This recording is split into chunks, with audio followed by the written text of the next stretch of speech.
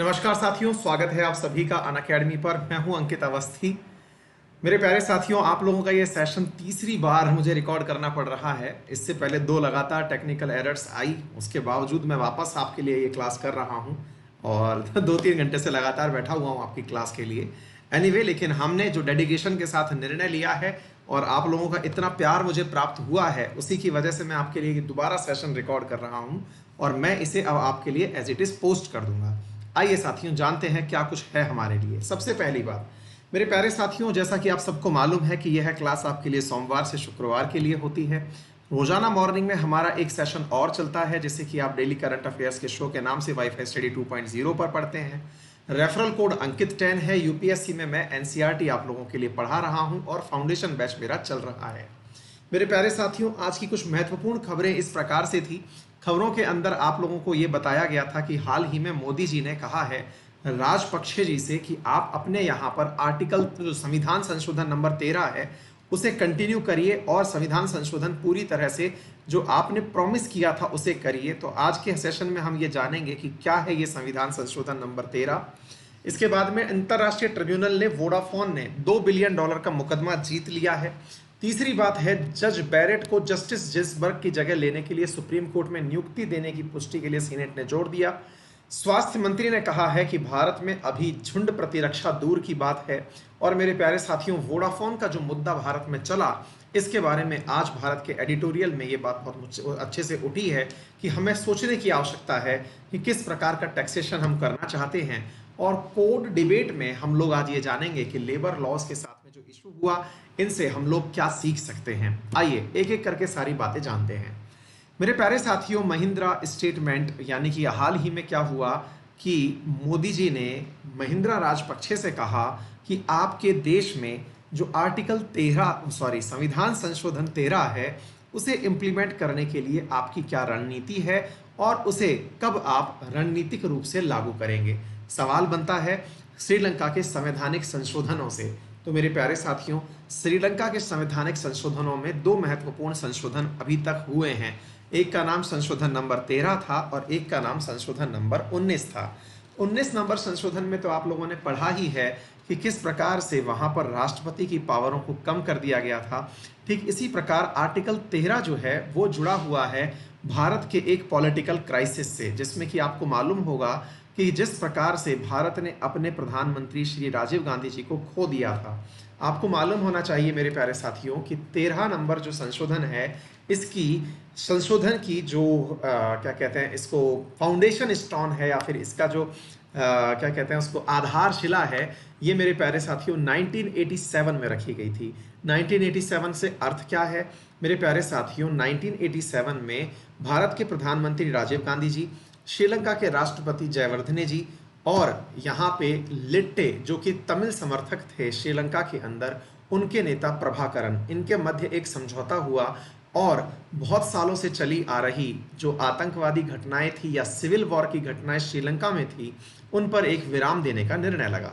मेरे प्यारे साथियों, विराम के निर्णय में आपके सामने जो महत्वपूर्ण बात है वो ये है कि श्रीलंका के अंदर दो एथनिक ग्रुप हैं, एक का नाम सिन्हले है और एक का नाम तमिल है। सिन्हले बौद्ध धर्म को मानते हैं और तमिल हिंदू हैं। इनके मध्य में वहां पर लंबे समय तक विवाद चलता रहा है इस बात का कि श्रीलंका की पॉलिटिक्स में किसका प्रभुत्व ज्यादा हो। क्योंकि जयवर्धने जो हैं वो सिन्हले थे और बहुसंख्यक वहां पर बौद्ध सिन्हले ही हैं। ऐसी स्थिति में जो तमिल हैं, जो कि हिंदू हैं और भारत के तमिलनाडु राज्य से संबंध रखते हैं, उनका प्रतिनिधित्व किया एलटीटीई ने और एलटीटीई के नेता बनकर आए प्रभाकरण। और उन प्रभाकरण ने मेरे प्यारे साथियों श्रीलंका में अपने राज्य को, अपने आप को प्रभुत्व दिलाने के लिए, तमिलों के हितों की रक्षा करने के लिए वहां पर लंबे समय तक सिविल वॉर किया। और उस सिविल वॉर के दौरान वर्ष 1987 में भारत के इंटरफेयर के बाद में इसे रोकने की एक इच्छा प्रकट की गई। भारत ने इंटरफेयर करके यहाँ पर सिन्हले और तमिल्स के बीच में समझौता तो करा दिया, लेकिन भारत ने लिट्टे को अपना दुश्मन बना लिया। लिट्टे ने इसका बदला 1991 में राजीव गांधी जी की हत्या करके लिया। मेरे प्यारे साथियों, लिट्टे के नेता प्रभाकरण, जिन्होंने राजीव गांधी जी के साथ यह कह के धोखा दिया, उन्होंने पहले तो ये कहा कि राजीव गांधी जी आप समझौता कराइए, मैं पूरी तरह से आपके समझौते में साथ दूंगा, लेकिन लिट्टे ने मेरे प्यारे साथियों भारत की सेना जो ऑपरेशन पवन के तहत श्रीलंका गई थी उसके साथ धोखा किया और गुरिल्ला वार टैक्टिक्स अपना करके भारत की सेना के बहुत से जवानों को शहीद कर दिया। मेरे प्यारे साथियों बहुत लंबे समय तक चला भारत और श्रीलंका का ये है रस्साकसी का गेम, जिसमें कि भारतीय तमिल भारत के सेना के ही खिलाफ हो गए थे। श्रीलंका में जो तमिल रहते थे जिनके हितों की लड़ाई के लिए भारत ने श्रीलंका के साथ कूटनीतिक स्तर पर बहुत से उतार चढ़ावों का सामना किया, वही सब परिस्थितियां मेरे प्यारे साथियों इतनी घातक हो गई कि भारत के पूर्व प्रधानमंत्री राजीव गांधी जी को अपने जन्म प्राण दे करके इस संबंध को दुनिया के सामने लाना पड़ा। अब आप सोच के देखिए कितनी महत्वपूर्ण घटना थी। तो मेरे प्यारे साथियों 1987 में ऐसा क्या उस पैक्ट में था। उस पैक्ट में ये जो मैं आपके सामने अखबार की कटिंग लाया हूँ, असल में ये 1987 के ही पैक्ट की कटिंग है। मेरे प्यारे साथियों असल में उसमें ये कहा गया था कि जो तमिल जातीय समूह हैं जो कि यहाँ पर श्रीलंका में रहते हैं उनको राजनीतिक प्रभुत्व दिया जाएगा, यानी कि राजनीतिक प्रतिनिधित्व दिया जाएगा श्रीलंका की सरकार में। लेकिन 30 साल बीत चुके हैं और अभी तक राजनीतिक प्रतिनिधित्व के नाम पर तमिल्स को वहां पर कुछ नहीं मिला है। तो वर्तमान में भारत सरकार वहां की सरकार के ऊपर इस प्रकार का प्रेशर क्रिएट करना चाहती है ताकि भारतीय तमिल्स और जो वहां पर रहने वाले तमिल्स हैं उन्हें सरकार में अपना जो रोल है वो मिल सके। अब ये कहना तो गलत होगा कि भारतीय तमिल वहां रहते हैं, अब ये कहना होगा कि तमिल भारत में भी रहते हैं, चूंकि तमिलनाडु तमिल्स का ही है और तमिल श्रीलंका में भी रहते हैं। तो श्रीलंका में उन्हें राजनीतिक हस्तक्षेप और राजनीतिक प्रतिनिधित्व मिलना चाहिए। ये थी मेरे प्यारे साथियों ये घटना जो कि मैंने बहुत डिटेल में समझाने का निर्णय लिया था, लेकिन अब तीसरी बार रिकॉर्ड कर रहा हूं तो इस क्वेश्चन की जो एपेटाइट है वो खत्म हो चुकी है। कोई नहीं साथियों, आपको मैंने ये सारे बिंदु लिखित में दे दिए हैं, आप इन्हें अच्छे से पढ़ लीजिएगा। सारे बिंदु क्रमागत तरीके से मैंने आपको दे दिए हैं, ठीक है। चलिए आगे बढ़ते हैं अगले सवाल की तरफ। अगला सवाल बना है, वोडाफोन ने हाल ही में $2 बिलियन का टैक्स केस जीत लिया। अब आपको यहां पर समझना होगा कि ये कितनी महत्वपूर्ण घटना है। याद करिए मैंने आपको डिटेल में बताया था कि किस प्रकार से हचिंसन एसआर जो कि भारत में एक प्रमुख लीडिंग मोबाइल कंपनी हुआ करती थी जिसे वोडाफोन ने परचेज कर लिया था। वर्तमान में वोडाफोन आइडिया अपने आप में वी के नाम से भारत में जाने जाते हैं। उनके हाल ही में एक केस चला था, बहुत लंबे समय से केस चल रहा था जो कि कैपिटल गेन्स टैक्स से संबंधित था। अब ये कैपिटल गेन टैक्स क्या होता है ये भी मैंने आपको समझाया है। मेरे प्यारे साथियों कैपिटल गेन टैक्स एक प्रकार का प्रत्यक्ष कर है। प्रत्यक्ष कर वो होता है जिस पर लगाया जाता है उसी को ही इसे पे करना होता है, यानी उसका भार भी उसी पर आता है। मेरे प्यारे साथियों कैपिटल गेन टैक्स क्या होता है? कैपिटल गेन टैक्स का मतलब होता है कि आपने कोई भी धन अर्जित किया, किसी प्रकार से आपको लाभ हुआ, आर्थिक लाभ हुआ, उस आर्थिक लाभ के ऊपर जो टैक्स दिया गया वो कैपिटल गेन टैक्स कहलाता है। सामान्यतया व्यवसाय में ये माना जाता है कि 36 महीने से पहले अगर आपने आपका कोई इन्वेस्टमेंट बेच करके लाभ कमाया है तो इसे शॉर्ट टर्म कैपिटल गेन कहा जाता है, और अगर 36 महीने से पुराना आपका इन्वेस्टमेंट है तो इसे हम long term gains capital gain tax मानते हैं।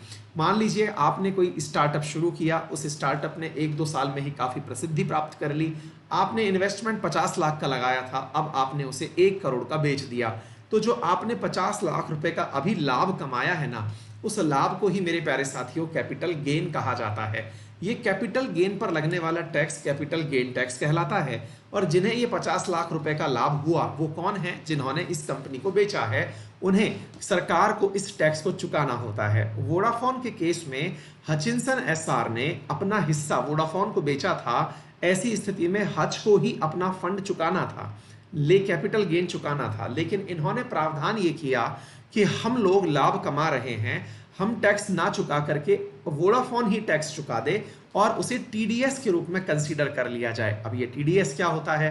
टैक्स डिडक्शन एट सोर्स कर दिया जाए, अर्थात वोडाफोन जिसने हाल ही में टैक्स की कटिंग की है, अभी हाल ही में जिसने पेमेंट किया है, वो टैक्स को हटा करके पेमेंट करे, टैक्स वाला हिस्सा वो खुद से जमा करा दे, इसे हम टीडीएस के नाम से, तो capital gain tax through TDS जानते हैं। ये बात भी हमें समझ में आ जानी चाहिए। इसके बाद क्या हुआ? इसके बाद मेरे प्यारे साथियों भारत ने मुकदमा दायर किया कि भारतीय कंपनी, मतलब भारत में जो कंपनी हचिंसन एसआर थी, वोडाफोन ने इसे परचेज तो कर लिया, लेकिन 7,990 करोड़ रुपए का जो कैपिटल गेन टैक्स चुकाना था वोडाफोन को, वो वोडाफोन ने नहीं चुकाया। ऐसी स्थिति में भारत ने इनसे सवाल किया कि आपने क्यों नहीं चुकाया। तो इनका कहना था कि हमने आपकी कंपनी को परचेज ही नहीं किया, हमने तो यूके के पास एक आइलैंड है, केनन आइलैंड, वहां पर एक कंपनी थी, उससे शेयर परचेज किए और नीदरलैंड की अपनी एक कंपनी को बेच दिए, तो आपका तो कोई रोल ही नहीं है। अब हम जैसे जो भोले लोग हैं ये इस बात को नहीं समझ पाते कि ये हुआ क्या। असल में होता क्या है मेरे प्यारे साथियों, बड़ी कंपनियां अपना मालिकाना हक किसी ऐसे देश के अंदर, एक टैक्स हेवन कंट्री के अंदर बना के रखती हैं, एक ऐसी कंपनी, डमी कंपनी बना के रखती हैं जिसके पास में बहुत बड़ी कंपनी का मालिकाना हक होता है। वो कंपनी क्या करती है कि कैपिटल गेन टैक्स जैसे अगर कोई भी मसला छिड़े तो वो चीजें उनको खर्च ही नहीं करनी पड़ती, क्योंकि उन देशों में इस प्रकार के खर्चे होते ही नहीं हैं। हालांकि ये मसला हमने ऑलरेडी आपको बहुत डिटेल में समझाया हुआ है। तो ऐसी स्थिति में जो $11 बिलियन की 2007 में हुई डील थी, इसका मेरे प्यारे साथियों भारत को नुकसान हुआ। अब चूंकि इस वाले केस में भारत ने 11 बिलियन डॉलर की जो डील थी, इसमें से 7,990 करोड़ का कैपिटल गेन टैक्स माना, वोडाफोन ने इसके लिए मना कर दिया और कहा कि भारत और नीदरलैंड में ऑलरेडी समझौता हो रखा है कि वो कंपनियां जो नीदरलैंड के साथ, यानी नीदरलैंड की वो कंपनियां जो भारत से व्यापार करेंगी, उन्हें कैपिटल गेन टैक्स पे ही नहीं करना है। तो हम लोग इस नियम के आधार पर नीदरलैंड में स्थित अपनी कंपनी से कहेंगे कि वो टैक्स ना चुकाए। अब ये केस, मसला जो है ये फंसा रहा, कई सालों तक चलता रहा। भारत सरकार इस पर पेनल्टी बढ़ाती रही, पेनल्टी बढ़ाते बढ़ाते ये 20,000 करोड़ से ऊपर का मामला हो गया। ये इंटरनेशनल कोर्ट ऑफ आर्बिट्रेशन पर गया, द हेग, जो कि नीदरलैंड में स्थित जगह है, वहां गया और वहां पर वोडाफोन ये केस जीत गया। वोडाफोन का ये केस जीतना भारत के लिए एक बहुत बड़ा सेटबैक है। क्यों सेटबैक है, यानी एक नुकसानदायक बात क्यों है? क्योंकि भारत ने असल में अपना जो हक था वो खो दिया। एक प्रकार से अब भारत के लिए ये समझने का मुद्दा होगा कि भारत ने इस टैक्स की गणना गलत की थी, या फिर ऐसी कौन सी स्थिति बनी जिसकी वजह से भारत को इतना बड़ा नुकसान उठाना पड़ा। तो इसके बारे में आज के एडिटोरियल में हम आपके साथ चर्चा करेंगे। डिटेल एडिटोरियल आज इसी के मुद्दे के ऊपर आया है, ठीक है ना। चलिए मेरे प्यारे साथियों, अगले सवाल की तरफ बढ़ते हैं। यह सवाल बड़ा महत्वपूर्ण सवाल है। अगर आपको याद हो तो senate push to confirm Trump's SC pick, इसमें क्या हुआ? जज Barrett to meet senator, judicial committee would begin confirmation hearing on October 12। क्या हुआ मेरे प्यारे साथियों? मालूम हो आप लोगों को कि हाल ही में अमेरिका में एक 82 वर्षीय सुप्रीम कोर्ट की जज का निधन हुआ। वो कैंसर से पीड़ित थी और उनका निधन हुआ। अब उनके निधन के बाद उनके स्थान को भरने के लिए एक नए नाम को सजेस्ट किया गया, जिसका नाम है जज बैरेट। ये जो बैरेट हैं, इन्हें उस जगह जज नियुक्त किया जा रहा है। इससे पहले मैं आप लोगों को बताऊं, इनका नाम है एमी कॉना बैरेट। क्या मतलब निकलता है, इस बात को समझाने से पहले मैं आपको कुछ बेसिक्स बताता हूं। मेरे प्यारे साथियों, असल में अमेरिका के अंदर जो सुप्रीम कोर्ट है वो असल में 9 सदस्यों की बेंच होती है। कितने सदस्य होते हैं? 9 सदस्य। और इन 9 सदस्यों में जो निर्णय लिया जाता है वो बहुमत से लिया जाता है, यानी कि 4+4 अगर कहीं हो गए तो एक जना जहां चला गया वो निर्णय मान्य हो जाएगा।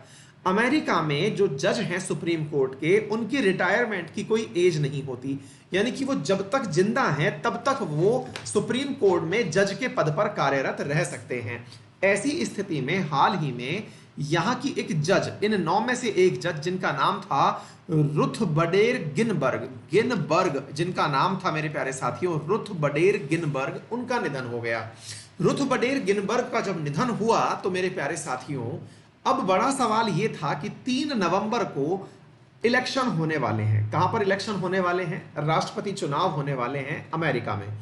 ऐसी स्थिति में डोनाल्ड ट्रंप की पार्टी ये चाहती है, यानी कि इनकी पार्टी जो रिपब्लिकन्स पार्टी है वो क्या चाहती है कि कैसे ना कैसे करके हम अपना व्यक्ति यहां नियुक्त कर जाएं। अपने व्यक्ति की नियुक्ति करना सीनेट के हाथ में है। सीनेट जिसमें कि 100 सदस्य होते हैं, हर राज्य से 2 सदस्य आते हैं, उनके हाथ में है। तो ऐसी स्थिति में डोनाल्ड ट्रंप, जिनका बहुमत है, कहां पर बहुमत है? सीनेट में बहुमत है, उनके द्वारा अपने इस तरफ से एक व्यक्ति, एक महिला का नाम सजेस्ट किया गया, जिनका नाम है एमी कॉने बैरेट। इनका नाम है एमी कॉने बैरेट, इनका नाम एमी कॉने बैरेट है, जिन्हें हाल ही में इस पद पर नियुक्त करने का नाम प्रस्तावित कर दिया गया है। अब सीनेट निर्णय करेगी कि यहां पर इनको इस पद पर बिठाना है अथवा नहीं। यहां पर याद रहे कि वर्तमान में जो रिपब्लिकन्स हैं इनकी मेजॉरिटी है, 53 सीट्स जो हैं आउट ऑफ 100 वो रिपब्लिकन्स के पास हैं। ऐसी स्थिति में बैरेट का सदस्य बनना, यानी कि बैरेट जो है वो मतलब न्यायपालिका की सदस्य बन पाएंगी या नहीं, या न्यायाधीश बन पाएंगी नहीं, इसके बारे में 12 अक्टूबर से अब सुनवाई प्रारंभ होगी। इनके पक्ष और विपक्ष में बहस होगी। आफ्टर ऑल सीनेटर्स के द्वारा इन्हें नियुक्त किया जाएगा। तो ये एक अत्यंत महत्वपूर्ण इंसिडेंट है जिसे आपको देखने को मिल रहा है। असल में इससे पहले जो जिनकी मौत हुई थी, जिनका नाम था मेरे प्यारे साथियों गिनबर्ग, उन गिनबर्ग को डोनाल्ड ट्रंप का विरोधी समझा जाता था। उनके निर्णयों की खिलाफत करती थी वो, और वर्तमान में जिन्हें नियुक्त किया जाने की बात चल रही है बैरेट, ये डोनाल्ड ट्रंप की पक्षधर रही हैं। मेरे प्यारे साथियों अगले सवाल की तरफ बढ़ते हैं। अगला सवाल है, India still far from herd immunity, ऐसा कहा है डॉक्टर हर्षवर्धन ने। अच्छा, ये हर्ड इम्यूनिटी होती क्या है मेरे प्यारे साथियों? इसे कहते हैं झुंड प्रतिरक्षा। अब ये क्या होती है साथियों? होता क्या है, जैसे आप सभी लोग एक झुंड में अगर रहें, झुंड से मतलब हुआ कि आप, मैं और 2-5 लोग और भी हैं, अगर हम सब साथ में रहें और आप में से किसी के अंदर कोरोना के प्रति प्रतिरक्षा डेवलप हो चुकी है, एंटीबॉडी विकसित हो चुके हैं, तो होगा ये कि अगर किसी एक्स व्यक्ति को कोरोना होता है तो वो वाई व्यक्ति तक प्रसारित नहीं होगा यदि बीच में किसी व्यक्ति के पास में एंटीबॉडी थी। एंटीबॉडी कहां होती है? प्लाज्मा में होती है, और इस प्लाज्मा में उपस्थित एंटीबॉडी को प्लाज्मा टेस्ट के माध्यम से पता भी किया जाता है। तो मेरे प्यारे साथियों, अगर किसी देश में हर्ड इम्यूनिटी विकसित हो गई, अर्थात वहां के अधिकांश नागरिकों को ऑलरेडी कोरोना हो चुका है या कोरोना की वजह से एंटीबॉडी बन चुके हैं, ये उस देश के लिए बहुत बड़ी एक प्रकार की सफलता समझी जाती है। भारत ने कहा है कि हमारे यहां पर अभी ऐसी परिस्थिति नहीं आई है और हमें इस बात को बहुत लाइटली नहीं लेना चाहिए कि हमें हर्ड इम्यूनिटी आ चुकी है। मेरे प्यारे साथियों, हर्ड इम्यूनिटी की जांच कैसे की जाती है? इसकी जांच की जाती है प्लाज्मा थेरेपी के माध्यम से। अब ये प्लाज्मा होता क्या है? ब्लड के अंदर 2 बड़े हिस्से होते हैं, एक ब्लड सेल्स होती हैं और दूसरा मेरे प्यारे साथियों प्लाज्मा होता है। प्लाज्मा के अंदर विभिन्न प्रकार की एंटीबॉडीज पाई जाती हैं, जिनमें से प्लाज्मा एंटीबॉडी आईजीजी जो है वो कोरोना के खिलाफ बने हुए एंटीबॉडी का प्रदर्शन करती है। तो यहां से महत्वपूर्ण सवाल ये निकल करके आता है कि किस प्रकार से किसी व्यक्ति के प्लाज्मा में विकसित हुई इम्यूनिटी महत्वपूर्ण होती है। ठीक है ना? तो डॉक्टर हर्षवर्धन जी का कहना है कि जो हॉस्पिटल्स अपने हिसाब से सीरो सर्वे कर रहे हैं, प्लाज्मा रिपोर्ट्स निकाल रहे हैं, उनसे निवेदन है कि वो ऐसा कार्य ना करें। भारत में अभी हर्ड इम्यूनिटी नहीं आई है। आगे बढ़ते हैं अगले सवाल की तरफ। जो एडिटोरियल है मेरे प्यारे साथियों, वो है सैल्यूटरी लेसन। हमें समझने की आवश्यकता है कि वोडाफोन ने इंडिया के अगेंस्ट केस कैसे जीत लिया। अब इसके साथ साथ यहां पर एक चैलेंज भी है जो कि एडिटर ने हम लोगों के लिए रखा है। उनका कहना है कि 13 साल से चला हुआ केस जो वर्ष 2007 में बना था, भारत की टैक्सेशन एजेंसीज ने वोडाफोन के अगेंस्ट केस जो किया था वो वोडाफोन जीत जाती है। इससे क्या पता चलता है और वोडाफोन ने ऐसा क्या कहा अपनी दलील में? वोडाफोन ने कहा कि साहब, इनकी टैक्स एजेंसीज ने हमारे ऊपर जो टैक्स लगाया वो रेट्रोस्पेक्टिव था। अब आप पूछेंगे सर ये रेट्रोस्पेक्टिव क्या होता है? रेट्रोस्पेक्टिव का मतलब होता है पुरानी तारीख से लगाना, जैसे भूतलक्षी इसको हिंदी में कहते हैं। इसका अर्थ क्या होता है? जैसे मान लीजिए कि आज वर्तमान में हम लोग बढ़िया से रह रहे हैं, कल को मतलब अपने यहाँ पर इनकम टैक्स चल रहा है 10%, 20%, 30%, जो भी स्लैब चल रही हैं।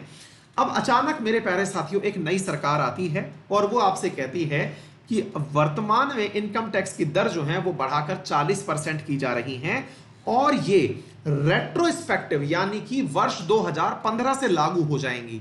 अर्थात आपने जो अब तक 2015 से टैक्स नहीं चुकाया है आप उसे भी चुकाइए। इसे हम रेट्रोस्पेक्टिव कहते हैं। ये किसी भी प्रकार से लीगल या एथिकल नहीं कहा जाता।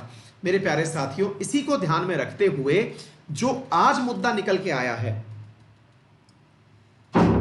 वोडाफोन वाला, वो मुद्दा इसलिए महत्वपूर्ण हो जाता है क्योंकि वोडाफोन का कहना है कि हमारे ऊपर जो टैक्सेशन इन्होंने निकाले थे वो रेट्रोस्पेक्टिव थे।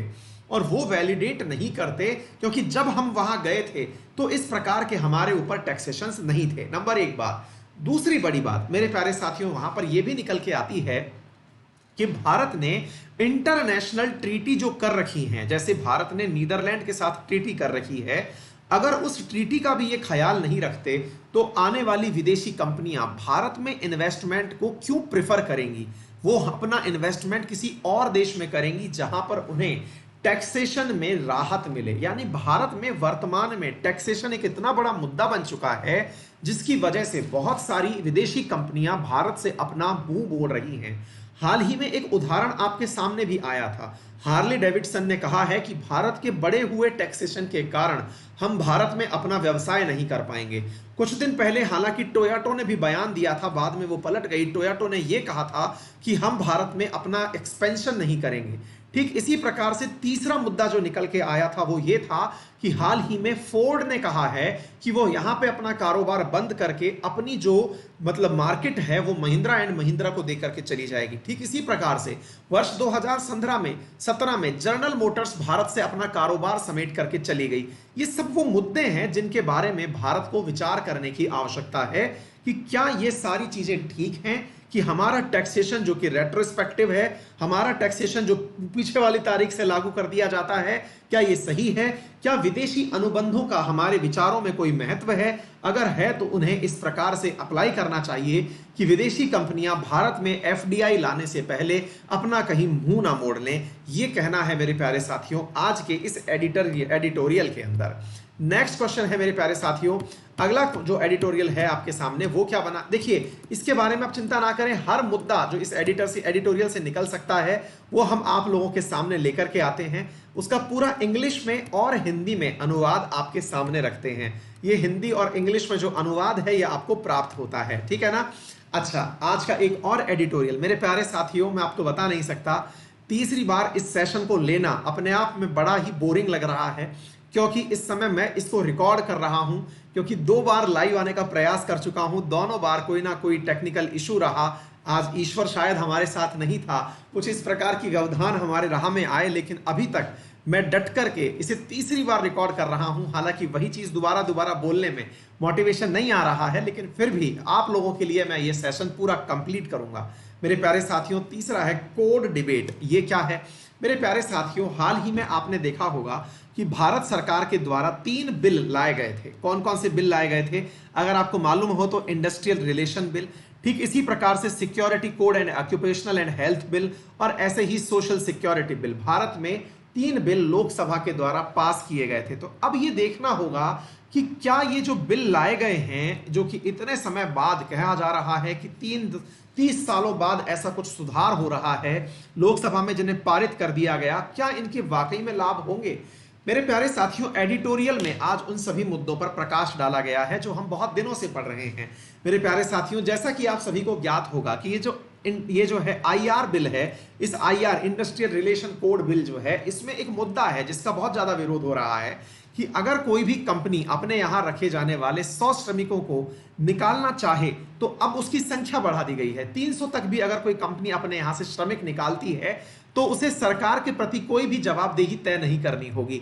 अब तक ये होता था कि 100 से अधिक श्रमिक अगर कोई कंपनी अपने यहां से छटनी करती है तो उसे भारत सरकार से अनुमति लेनी होती थी। ऐसी स्थिति में लोगों की जॉब सिक्योरिटी बची रहती थी, लेकिन अब इसको बढ़ा करके 300 कर दिया गया है। भारत सरकार का पक्ष है कि अब कोई भी कंपनी ज्यादा बड़ी संख्या में लोगों को इसलिए अपॉइंट कर पाएगी कि उन्हें निकालने का डर नहीं होगा। ऐसी स्थिति में कंपनियां बड़ा होने का व्यवहार करेंगी, विचार करेंगी, वो अपने यहां रोजगार के नए अवसर सृजित करेंगी। वहीं दूसरी तरफ मजदूर यूनियन का कहना है कि अगर लोग इस तरह से सोचने लग गए तो यह भी तो संभव है कि बहुत सारी कंपनी जो सरकार के डर में अभी तक छटनी नहीं कर रही थी, वो लोगों को निकालने का प्रयास शुरू कर सकती हैं। मतलब बड़ी संख्या में लोगों को जॉब से निकाला जा सकता है।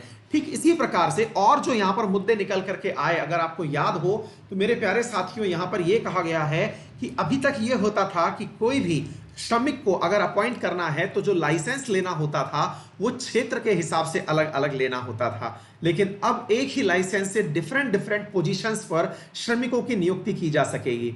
इसका भी बहुत विरोध हो रहा है, क्योंकि अगर हो सकता है कि जो नियोक्ता है वो दिल्ली का कह करके किसी ऐसे इंटीरियर में जॉब करने भेज दे जो कि उसके लाइसेंस में लिखा हुआ ही नहीं है। तीसरी परिस्थिति यहां पर महिलाओं की वर्किंग कंडीशंस में कही गई है कि महिलाओं को अब रात्रिकालीन कार्य करने की भी अनुमति होगी। श्रमिकों का कहना है कि इसकी सुरक्षा के बारे में क्या कदम उठाए गए हैं ये नहीं बताया गया। चौथा मेरे प्यारे साथियों, इंडस्ट्रियल रिलेशन बिल में कहा गया है कि जो भी लेबर इंस्पेक्टर्स हैं वो अब मतलब उद्योग धंधे का यानी फैक्ट्री का निरीक्षण नहीं कर सकेंगे, औचक निरीक्षण नहीं कर सकेंगे। उनके द्वारा एक रैंडम कॉल तो आएगी, वो तो सही है, लेकिन अब जो है लाल फीताशाही नहीं होगी। एक प्रकार से जो भी चीजें होंगी वो एक फेसलेस माध्यम से फैक्ट्री का मुआयना किया जाएगा। तो कहना है कि अगर श्रमिकों के साथ में कोई ऐसा व्यवहार या बर्ताव होता है जो कि ठीक ना हो तो यह संभव है कि श्रमिकों की स्थिति फैक्ट्रियों में बेकार हो जाए। इन सभी मुद्दों को लेकर के विभिन्न मजदूर संगठन विरोध में उतरे हुए हैं। अच्छाई ये कही गई है, श्रमिकों के लिए कहा गया है कि उनका एक हेल्थ चेकअप हर साल सुनिश्चित किया जाएगा। हर श्रमिक की एक लेबर ब्यूरो के पास रिपोर्ट रखी जाएगी कि कौन सा श्रमिक दूसरे राज्य से किसी राज्य में नौकरी करने गया है। उन श्रमिकों का एक साल में घर पर वापस भेजा जाना सुनिश्चित किया जाएगा। अगर कोई जो श्रमिक है वो एक साल तक के लिए भी है तो उसके एक साल तक होने के लिए भी यहाँ पर एक प्रकार की ग्रेजुएटी उसके लिए तैयार करके तय करके उसके लिए दे दी जाएगी। तो इतने सारे मसले मेरे प्यारे साथियों इसके अंदर हैं, तो जान लीजिएगा। इनके बारे में आपसे एक मेंस का सवाल पूछा गया है। मेंस के साथ साथ आपसे यहाँ पर इसके हिंदी में ट्रांसलेशन करके भी आपको कंटेंट दिया गया है।